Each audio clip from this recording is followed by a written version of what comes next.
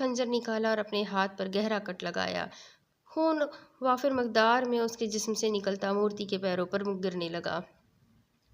مبارک ہو شبیر، اب سے تم لوسیفر کے پیروکار ہو، اب تمہیں اس کا ہر حکم ماننا ہوگا، اور پھر دیکھ کامیابی کیسے تمہارے قدم چومے گی۔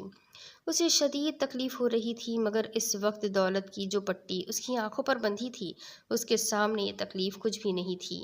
کیا کرنا ہوگا مجھے؟ وہ جلد از جلد پیسہ کمانا چاہتا تھا اور واپس ان لوگوں کے سامنے جانا چاہتا تھا جنہوں نے اسے دھتکارا تھا۔ تم سلیم کے پاس جاؤ، وہ تمہیں تمہارا کام سمجھا دے گا، وہ شخص سپاٹ انداز میں بولا تو شبیر سر ہلاتا اپنا زخمی ہاتھ تھامے باہر کی جانب بڑھ گیا۔ بے وقوف شخص! مورتی کے قدموں میں گرے خون کے قطروں کو دیکھ کر وہ بڑبڑایا تھا۔ ایسے کمزور ایمان کے لوگوں کو اپنے مقصد کے لیے استعمال کرنا ہی ان کا پیشہ تھا۔ وہ شبیر جیسے لوگوں کو ورگلا کر ان سے اپنے تمام غیر قانونی کام کرواتے تھے، مگر آج تک